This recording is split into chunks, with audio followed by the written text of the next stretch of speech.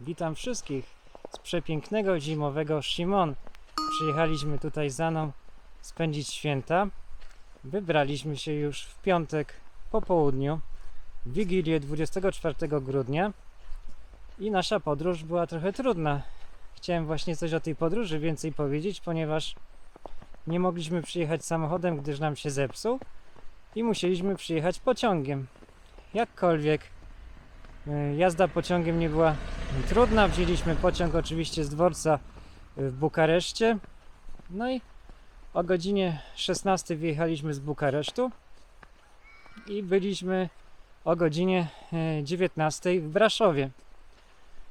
Dojechaliśmy właśnie do Braszowa i później zaczęły się dopiero problemy, ponieważ musieliśmy wziąć autobus, który by jechał do Bran, a z Bran miała nas odebrać pani tutaj z naszego zakwaterowania i taki był początkowo plan, ale niestety nie wyszło, ponieważ autobus, który jeździł z Braszowa do Bran, odjechał nam ostatni o godzinie 20, nie 20, przepraszam, o godzinie 19. O 20 miał być ostatni autobus, ale jak czytaliśmy rozkład jazdy, to ten autobus kursował tylko do końca października. No i niestety nie było takiej możliwości, żeby już tym autobusem pojechać. Zadzwoniliśmy do pani tutaj, co ma domek w Szymon, no i powiedziała, że po nas przyjedzie do samego Braszowa, także jesteśmy jej bardzo wdzięczni, że nas odebrała, ponieważ mieliśmy jakieś 35 km do Szymon. No i to był kawałek drogi, był wieczór, późna godzina i nie było się jak dostać. Patrzyliśmy na taksówki, w sensie takie przewozy osób typu Bolt i Uber, które kursują z Braszowa, ale ceny były takie dosyć zaporowe, bym powiedział, ponieważ kurs Boltem kosztował 180 lejów, a Uberem 130 czy 150.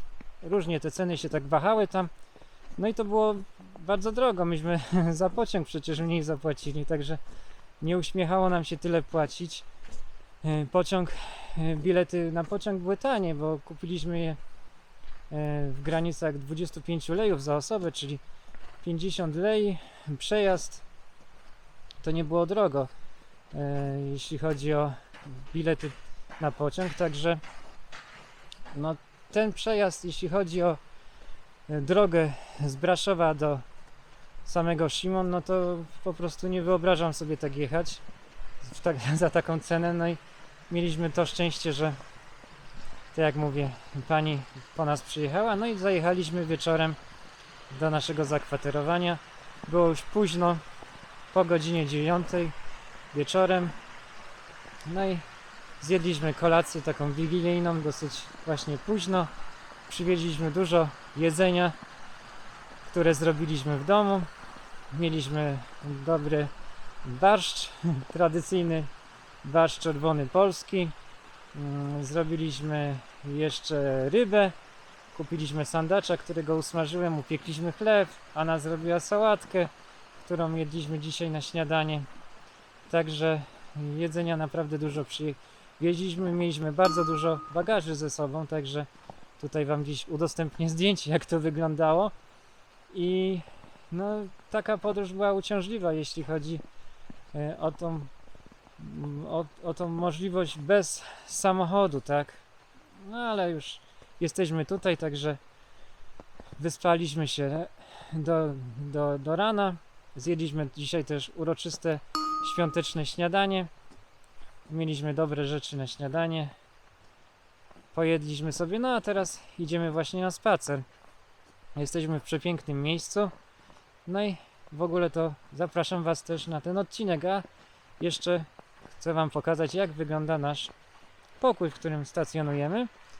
Już nie będę pokazywał całego domu, tam kuchni i tak dalej, ponieważ robiłem to w innych odcinkach. Ale teraz chciałem jeszcze, żebyście mieli okazję zobaczyć, jak wyglądał ten pokój, w którym jesteśmy. No i zapraszam na dzisiejszy film.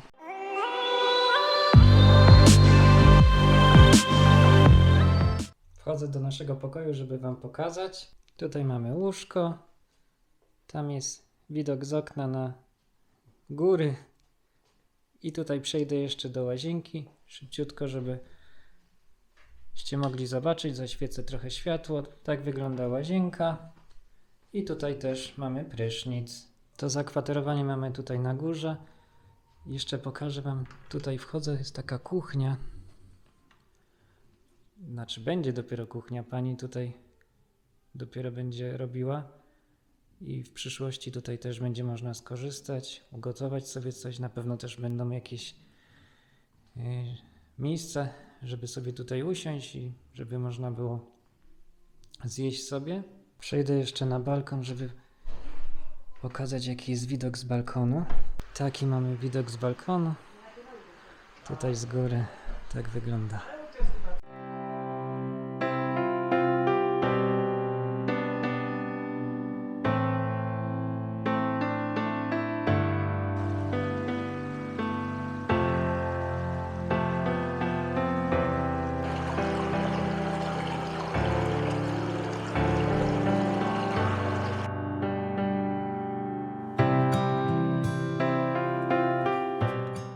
Jesteśmy teraz w bardzo pięknym miejscu. Spacerujemy sobie tak pomiędzy takim lasem. Jest piękny śnieg, piękna zima tutaj w górach w Rumunii, w miejscowości Szymon. Jednak nie wszędzie też ten śnieg był. Po drodze jak jechaliśmy pociągiem, to tak w tych początkowych miejscowościach nie było widać tego śniegu. Dopiero tutaj w okolicach Braszowa i Bran faktycznie ta zima jest tak na całego. Chcemy tutaj sobie pospacerować i tak zrelaksować się świątecznie. Mieliśmy taki właśnie plan, żeby spędzić te święta za mną tylko i wyłącznie my. Nie chcieliśmy, że tak powiem, jechać gdzieś tam do rodziny. Tak zadecydowaliśmy i spędzamy te święta tylko razem. Przyjechaliśmy tutaj właśnie w góry. No i zostajemy tutaj do poniedziałku. W poniedziałek trzeba wracać do domu. W każdym razie chciałem powiedzieć, że naprawdę atmosfera tutaj w górach jest super. Naprawdę polecam każdemu, jeżeli tylko ma możliwość, żeby odwiedzać takie miejsca tutaj w Rumunii, bo naprawdę jest coś niesamowitego. Jest czyste powietrze, piękna okolica. Jest tu naprawdę super. Wieczorem być może z naszą tą znajomą panią wybierzemy się do Bran, to jeszcze tam sfilmujemy coś ciekawego, a tymczasem tutaj sobie będziemy spacerować.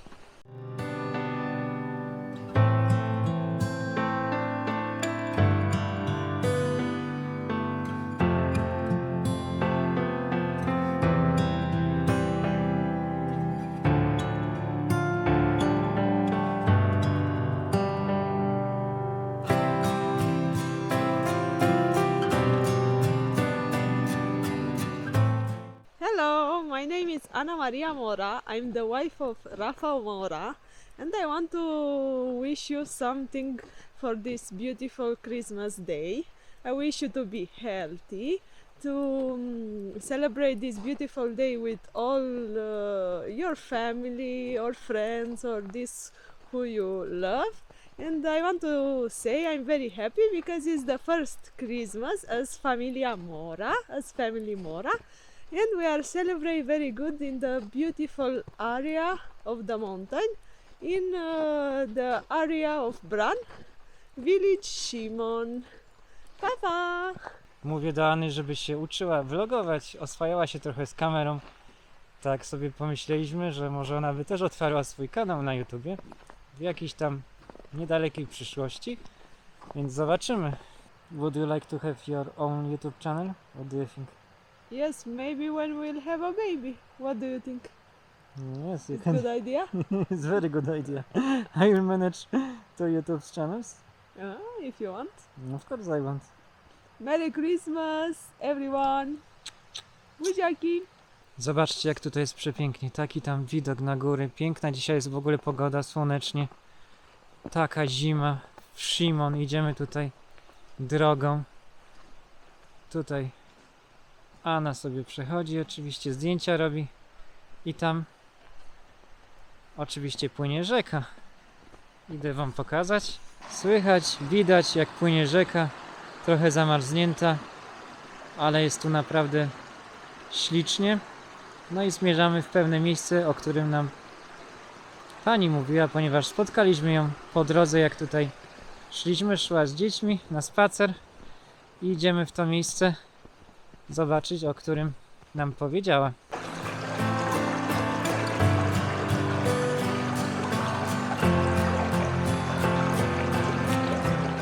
Proszę, Anna idzie i ma nowoczesny Nordic Walking, tak? From country. Tak. Improvisation. Medżesz Jasza. We are in Romania. Merdżem. Idziemy po środku lasu, ale tutaj coś jest takie... Nie wiem co to, jakiś wagon stoi. Jak to wygląda? Jakie hece podejdę trochę bliżej, żeby zobaczyć. Co to tutaj jest? Tam coś w środku jest. Tu ktoś buta zgubił? Tak wygląda. Co to jest? Co to tutaj za miejsce jakieś? Chyba jakieś dla zwierząt. Ale hece. Ktoś tu zostawił różne takie szpargały. Widzę tam sanki jakieś. Słoma. Jakie miejsce znaleźliśmy po środku lasu? Anna tutaj znalazła bałwana. W środku lasu. Jaki bałwan z tobą tam siedzi? Ale ma nohal. Ale nie z marchewki. No faccia della morkow, no. Yes. No. It's not morkov. No są morkov. No są Pentru morkow. că vine caprioara și mănâncă sau ursul. A, maleńka, saursem, no już. No, adevărat. Zmierzamy do kolejnego fajnego miejsca. Jaki tutaj płynie wodospad taki, znaczy nieduży, zawsze można powiedzieć, że to jest mały wodospadzik taki, ale naprawdę mi się podoba. Ja w ogóle to jestem fanem takich górskich wypadów, tak jak my tutaj przyjechaliśmy. W ogóle to miejsce w Simon to jest jedno z takich naszych ulubionych, do którego lubimy wracać. No i bardzo nam się tutaj podoba.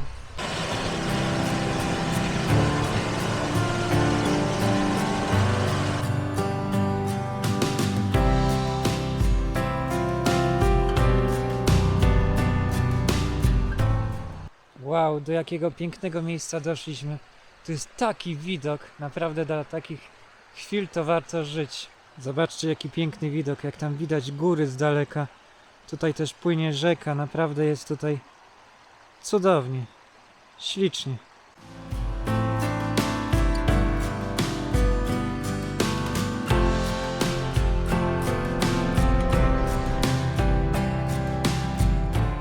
Przeszliśmy już dosyć daleko, ale chcemy dojść w pewne miejsce, o którym mówiła nam pani. Pytaliśmy się takich ludzi teraz przed chwilą po drodze, jak daleko to jest.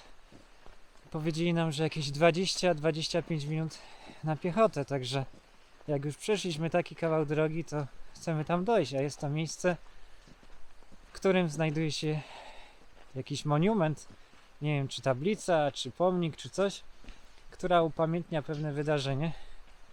Jak tam dojdziemy, to wam powiem dokładnie co to jest. W ogóle tutaj spacerując tą drogą, to tak przypomniało nam się za mną droga do Morskiego Oka w Zakopanem. Wtedy też tak szliśmy dosyć długo i pamiętam jak byliśmy tam w drodze do Morskiego Oka, to zaczął padać deszcz. Byliśmy cali przemoczeni, jak później wracaliśmy do naszego zakwaterowania i to byliśmy cali mokrzy. No i tak było, jeśli chodzi o Morskie Oko. Tutaj jeszcze widzę jakieś są przede mną, Anna mi pokazuje. Już wam pokażę też zaraz jakieś takie budki, w których chyba można sobie usiąść, takie zadaszenie, ławeczki. No i tam pewnie ludzie tutaj idąc w drodze mogą sobie odpocząć, zjeść jakiś prowiant. Także też takie fajne miejsce. Ten vlog będzie troszkę pewnie długi, tak mi się wydaje, ale nie chcę się ograniczać w tym co nagrywam. Cieszy mnie to, lubię nagrywać, mówić do kamery, także mam nadzieję, że ten film będzie się wam podobał. Na pewno nie muszę tutaj tak pilnować czasu, tak jak w filmach, które teraz mieliście okazję już zobaczyć, w ostatni wtorek nowa seria filmów 5 minut do Rumunii. Serdecznie Wam polecam te filmy. To są takie właśnie krótkie odcinki, które robię w różnych tematach związanych z tym krajem. Będzie ich więcej, będą się pokazywały w każdy wtorek, także serdecznie Was zachęcam, żebyście oglądali. Chciałem jeszcze powiedzieć, że gdyby ktoś się nas pytał w komentarzach, gdzie warto jechać na narty, czy na jakiś snowboard w Rumunii, to niestety za bardzo nie umiem Wam odpowiedzieć na to pytanie, ponieważ my nie jeździmy ani na nartach, ani na desce, ale gdybyście chcieli zasięgnąć takich informacji, to zapraszam wszystkich do grupy na Facebooku Polacy w Bukareszcie i w tej grupie tam administrator Paweł, który jest moim kolegą, on jeździ właśnie na nartach, na desce w zasadzie, to on się może wypowiedzieć w tym temacie, doradzić, gdzie można jechać, jakie miejsca wybrać. Wiem, że on jeździł prawdopodobnie do Predeal, jeżeli dobrze wymawiam. Już tam patrzę na Anę, czy mnie zaraz poprawi. I to jest takie miejsce, jeśli chodzi właśnie o sporty zimowe. Ale jak będziecie chcieli wiedzieć więcej, to właśnie odsyłam Was do tej grupy. A tutaj, nie no, to jest po prostu niesamowite. Jaki ten widok znowu na góry przed nami.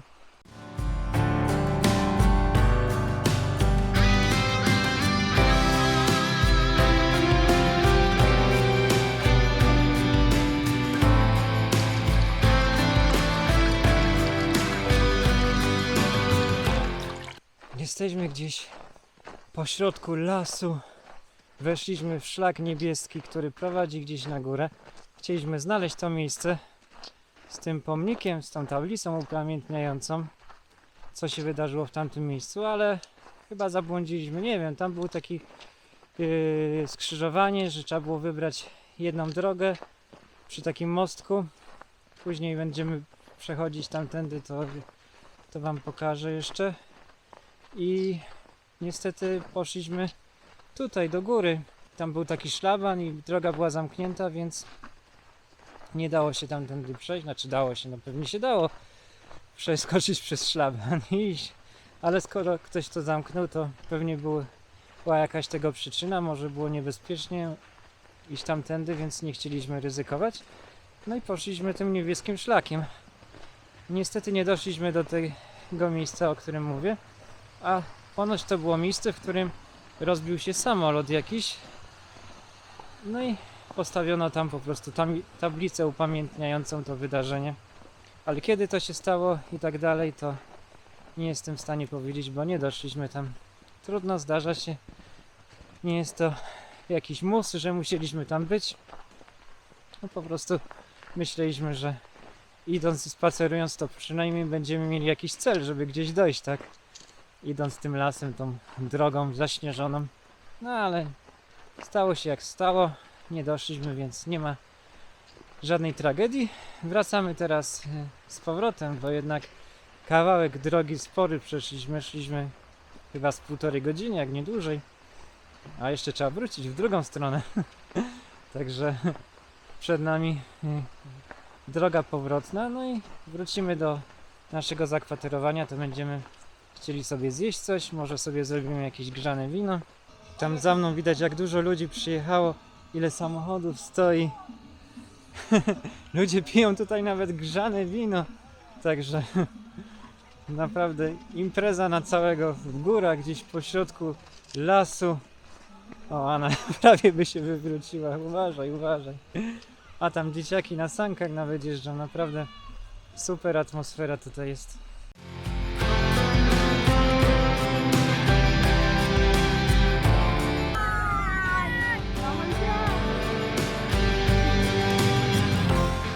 Jesteśmy w naszym zakwaterowaniu i chcemy się napić gorącego wina. Mamy tutaj zagrzane, pyszne takie na rok.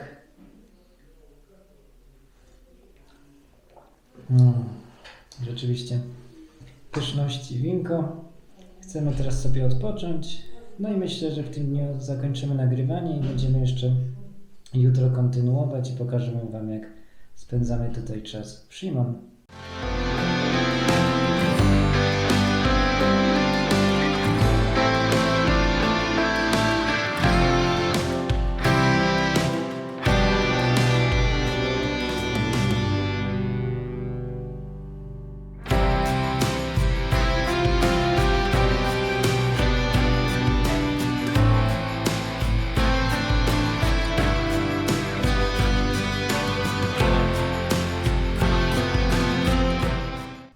witam w dniu dzisiejszym.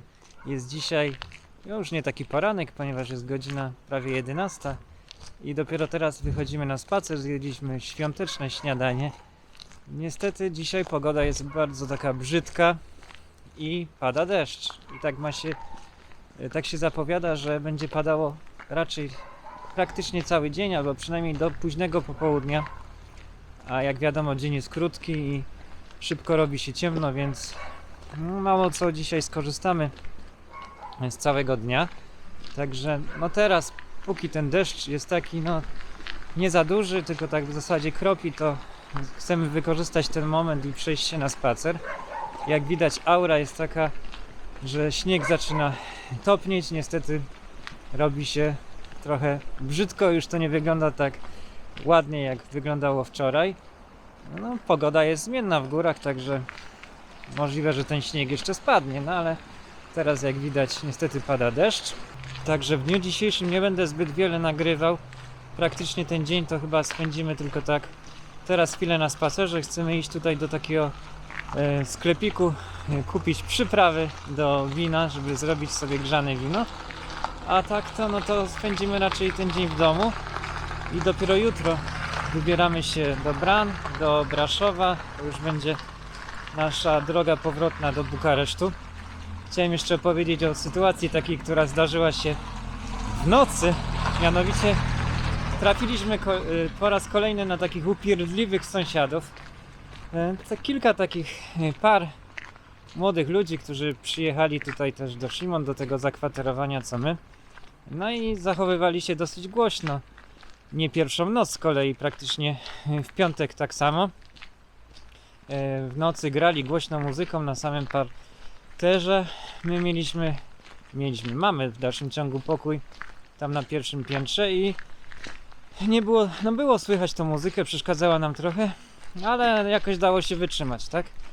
I wczoraj w nocy grali tą muzyką tak dosyć do późna i wszystko byłoby dobrze, gdyby nie fakt, że przenieśli się na nasze piętro. Pomyliłem się, chciałem powiedzieć, że my jesteśmy na drugim piętrze, nie na pierwszym, i tam na tym pierwszym piętrze przyszli ci nasi sąsiedzi i tam zaczęli grać tą muzykę. I wtedy ja wstałem w nocy, była 1:30, no i dokonałem takiej interwencji. Wyskoczyłem jak wilk, to ja mówi jak wściekły wilk, i w 5 sekund skończyłem imprezę. Krzykłem, żeby się uspokoili w kilku słowach, po polsku co najlepsze. I zauważyłem, że w ogóle takie czasami interwencje w języku polskim w Rumunii, już parę razy tak się zdarzyło, działają. Nie musi ktoś zrozumieć po prostu co ja mówię. Wystarczy zainterweniować i nawet jeżeli ktoś nie zrozumiał co ja krzykłem w języku polskim, nie miało to większego znaczenia, ponieważ rezultat był natychmiastowy i impreza się skończyła.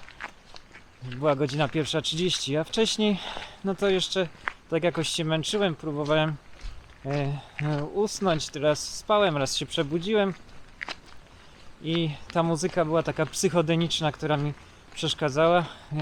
Jest taka muzyka tradycyjna, niby rumuńska, ale jest tak grana na takich skrzypcach,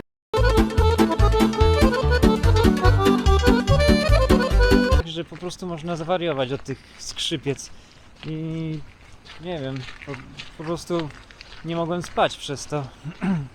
Tak samo też słuchali jakiegoś tam później dance'u, że mi głowa tylko skakała.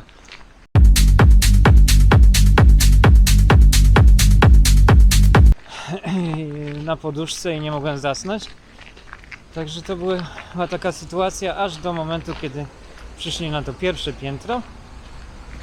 No i tak jak mówię, już później impreza się skończyła, także można było iść spać. Jeszcze trochę czasu minęło zanim usnęliśmy za mną, ponieważ były takie, że tak powiem, emocje niekoniecznie dobre przez to całe wydarzenie, bo jednak trochę się zdenerwowałem, ale dobrze, że później mieliśmy już ciszę, mieliśmy spokój.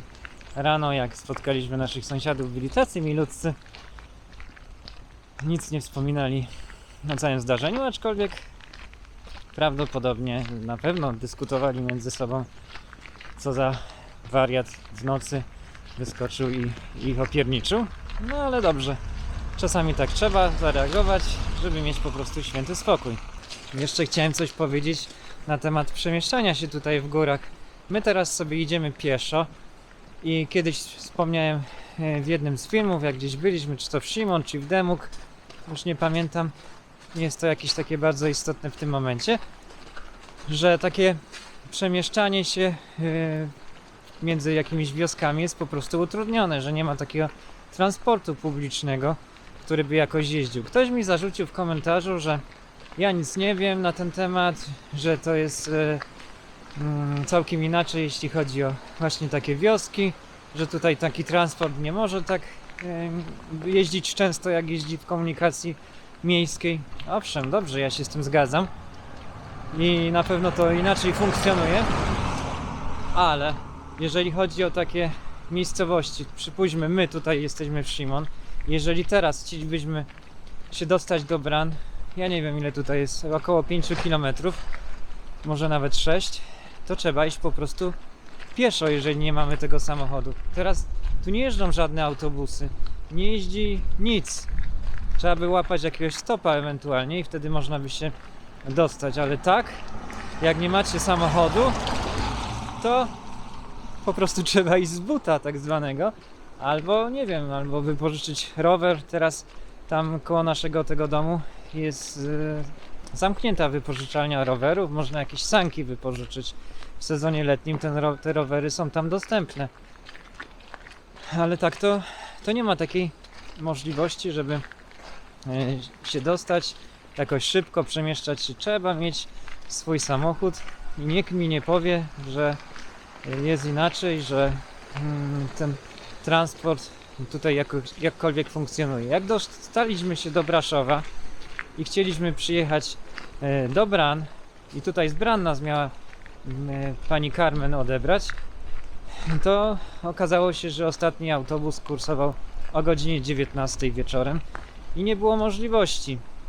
Autobus raz na godzinę, dobra, nawet rozumiem, że te autobusy jeżdżą raz na godzinę, ale dlaczego tylko do godziny 19? O godzinie 20 do końca października i później już te autobusy były niedostępne.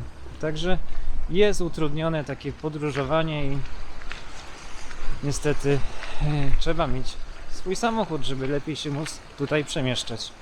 Pogoda zmienną w górach jest i dostaliśmy tak zwanego wiatru w żagle i doszliśmy aż do Bran. Tak, na piechotę jesteśmy w Bran. Momentami świeciło słońce. Teraz znowu widzę, że tak zaczyna się trochę pogoda psuć i chyba tak jakby tak znowu ten deszczyk tak delikatnie kropił. Ale chcę wam pokazać, stoję tutaj naprzeciwko zamku. Tam z daleka widać zamek. Tutaj jakiś taki mostek, płynie sobie rzeka. No idziemy w tamtym kierunku i trochę sobie tutaj pochodzimy po Bran. Tutaj płynie rzeka, ale co oczywiście nasunęło mi się na uwagę, to jest to, że tutaj oczywiście jest dużo śmieci. Jak to jest z wami, obywatele Rumunii? Czemu tak śmiecicie? Czemu to tak wygląda tutaj nieładnie? Nieładnie, bardzo nieładnie. Tak się prezentuje zamek, tutaj go widać na wzgórzu. To jest jeden z piękniejszych zamków, jakie w ogóle widziałem, czy w Rumunii, czy gdziekolwiek, jak zwiedzałem różne miejsca. I chciałem wam powiedzieć, że on jest taki utrzymany w naprawdę dobrej kondycji, ponieważ jest dobrze taki, wydaje mi się, ten zamek doinwestowany. Dużo ludzi go odwiedza, jest płatny wstęp tam, żeby pochodzić sobie nawet wokół dziedzińca zamku, osobno płaci się za wstęp do środka. Także są pieniądze na inwestycje, żeby to utrzymać w takiej dobrej kondycji. Ten zamek z zewnątrz naprawdę jest bardzo imponujący, aczkolwiek już w środku, kiedyś opowiadałem, nie robił takiego imponującego znowu wrażenia, ale był warty tak czy inaczej zwiedzenia, no. I mimo, że jakoś bardzo mnie tak nie zachwycił, to uważam, że i cieszę się, że po prostu tam byłem i miałem okazję zobaczyć go w środku. Jesteśmy teraz na takim targu świątecznym. Bardzo fajne miejsce, dużo rzeczy można kupić regionalnych, regionalne wyroby, sery, kiełbasy, oczywiście grzane wino. Tam za mną, nie wiem czy będzie widać, choinka jest taka ubrana ładnie, świąteczna. No i w ogóle taka fajna, świąteczna atmosfera jest tutaj.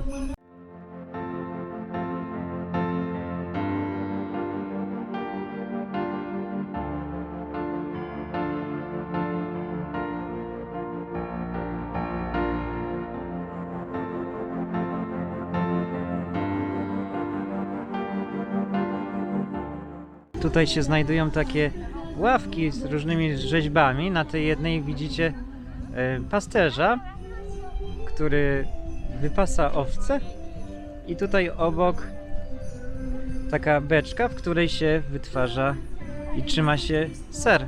Tutaj ona siedzi na takiej ławce jeszcze z rzeźbą jakiejś babci, która ponoć robi różne wyroby takie z wełny. Koło tej babci siedzi kotek na ławce, który bawi się włóczkami. Fajny. Chodziliśmy sobie tutaj w okolicy. Tam byliśmy, gdzie są pamiątki koło zamku. Przeszliśmy się kawałek.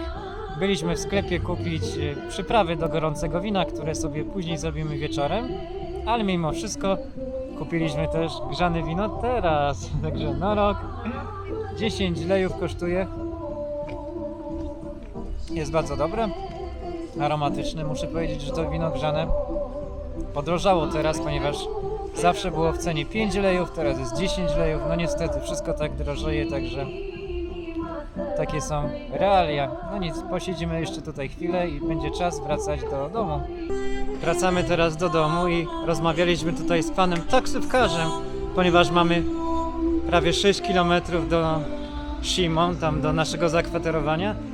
No i zawiezie nas za 20 lejów, także to jest taka cena jeszcze przyzwoita. Idziemy tutaj właśnie wziąć taksi. Jesteśmy teraz w domu. Dojechaliśmy szczęśliwie taksówką i ta podróż nam nie zajęła długo, ponieważ jakieś 10 minut. Także ona idzie tutaj do mnie na balkon.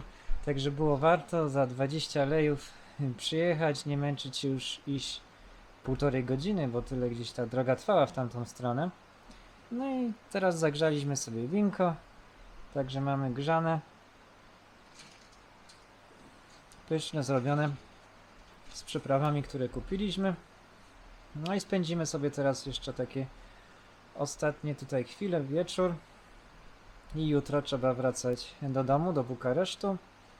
Także plan jest taki, że pani tutaj z tego miejsca podwiezie nas do Bran rano i później z Bran pojedziemy sobie autobusem do Braszowa. No i chwilę pobędziemy w Braszowie, pewnie też tam nagramy jakiś film z tego miejsca, dalszy ciąg tego filmu. Ten vlog będzie bardzo długi, tak mi się wydaje. No i z Braszowa, tak jak mówię, wracamy do domu, do Bukaresztu. Także na dzień dzisiejszy kończę nagrywanie i widzimy się jutro. Witam wszystkich w dniu dzisiejszym. Jesteśmy za mną w Braszowie. Przywiozła nas tutaj pani Carmen. Mieliśmy to szczęście, że nas tutaj zabrała. Nie musieliśmy przesiadać się w Bran, w jakiś tam autobus, jechać tyle kilometrów, także jesteśmy jej za to bardzo wdzięczni. I zmierzamy teraz do Starego Miasta w Braszowie, żeby tutaj chwilę sobie pochodzić. No i później mamy w planie iść na pociąg i wracać do Bukaresztu. Idziemy uliczką, zbliżamy się do Starego Miasta. Tak wyglądają tutaj takie kamieniczki braszowskie. Naprawdę bardzo ładnie jest w tym miasteczku i lubimy tutaj przyjeżdżać. A tam przed nami wzgórze, na którym widnieje napis Braszow. Jest trochę dzisiaj taka pogoda pochmurna i tam u góry jest duża mgła, także słabo stamtąd będzie widać. Dochodzimy teraz do ryneczku. Tutaj pełno takich różnych knajpek, ogródki, takie zadaszone, żeby nie było ludziom zimno. Jaka ładna choinka tutaj na tym rynku braszowskim. Naprawdę, widzę tam dalej stragany, zaraz zobaczymy, czy są otwarte. Tutaj na środku rynku fontanna, oczywiście w zimie jest nieczynna, ponieważ jest zbyt zimno. No i idziemy teraz tam dalej. O, widzicie, Anna idzie z walizką. Tam widzę pana, który sprzedaje balony, a tam przede mną widać czarny kościół. Takie straganiki, już podejdziemy zobaczyć, co tutaj sprzedają. O, widzę jakieś tradycyjne ubrania. Tam dalej czapki. Co tutaj jeszcze jest fajnego? O, znowu czapki, jakieś kamizelki. Tutaj jakieś chyba wyroby regionalne, sery. O, tutaj pani sprzedaje jakieś kiełbasy, wędliny. Coś wspaniałego. Niestety dużo tych straganików jest jeszcze zamkniętych, albo z powodu tego, że jest dzisiaj poniedziałek i bardziej to jest wszystko otwarte w weekend, no albo po prostu jest jeszcze za wczesna godzina. A tutaj przede mną jeszcze pokażę wam, jak wygląda choinka z tej strony, bo jest naprawdę śliczna.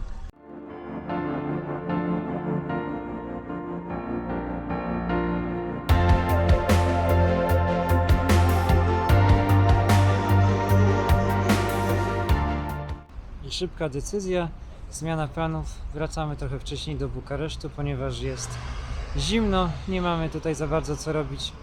W Braszowie już widzę, jedzie nasz autobus numer 4 i udajemy się teraz na dworzec kolejowy.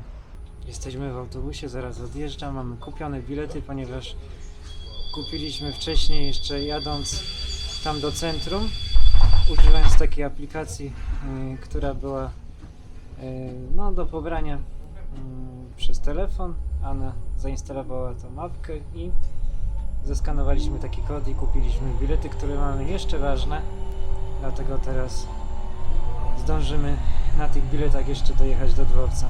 Jesteśmy już blisko dworca, wysiedliśmy na przystanku autobusowym. Anna poszła jeszcze do sklepu Profi kupić jakieś orzeszki czy coś takiego, żebyśmy sobie zjedli podczas jazdy w pociągu.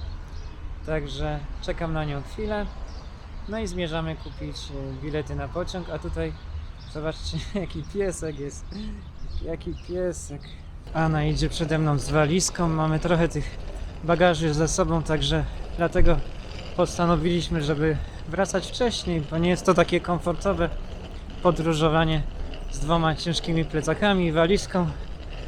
No i dlatego też jedziemy do Bukaresztu, do domu. Całkiem inaczej by to wyglądało, gdybyśmy przyjechali samochodem. Na pewno ta podróż byłaby bardziej komfortowa, no i byłoby nam łatwiej.